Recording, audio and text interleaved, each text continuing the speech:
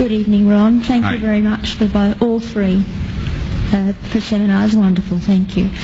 My question is that you said that you had the blood of our Lord examined by the Israelis. That's correct. What was their determination of that? Okay.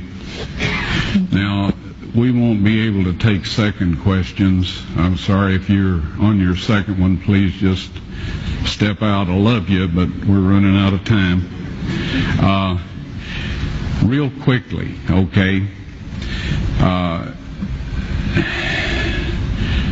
Dried blood is dead blood.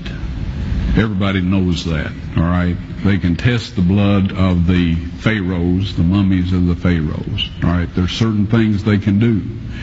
They cannot get a chromosome count by any method I'm familiar with, all right? Things keep changing. I don't profess to know everything.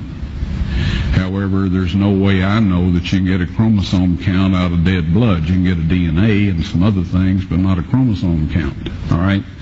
That's done by living white blood cells. Now then, first of all, in this analysis, I took the blood into a laboratory in Israel. I asked one of the people I work with in antiquities, where is a good laboratory that does reliable work? And they said, such and such, such and such. I took it. I just said, please examine this blood and tell me what you can tell me about it. All right? They said, well, look, we're going to reconstitute it. We're going to put it in normal saline and keep it at body temperature for 72 hours with gentle swirling. All right? That's their business. That's great. I said, now I want to be there when you check it out. They said, fine. So I was back. They checked it out. I said, now, they said it's human blood. We can tell that. They did whatever tests they need to do. And then I said, take some of the white blood cells and put them in a growth medium and keep them at body temperature for 48 hours. And they said, well, that'll do no good because it's dead blood. I said, would you please do that for me? And they said, okay, we'll do it.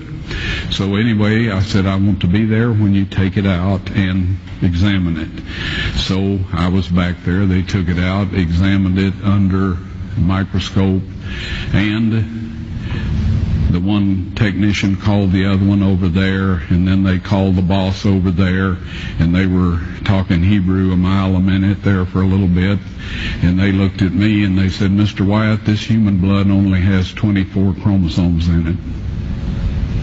Everybody else has 46. You see, 23 from your mother, 23 from your father, 22 autosomes from your mother, 22 autosomes from your father. You get an X from your mother, you may get an X or a Y from your father, all right? This blood had 23 chromosomes from the mother's side, one Y chromosome only. You see, the child could not have developed if they hadn't had the autosomes from the mother. So all of his physical characteristics were determined by his mother's side of the family, her autosomes. His maleness was determined by this one Y that came from the source, not a human male. Then they said, this blood is alive. And then they said, whose blood is this?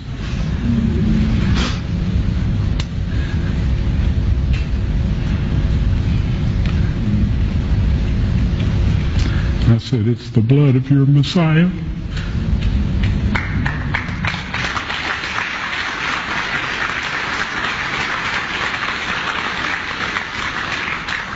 And I assure you, those men's lives have changed. Well,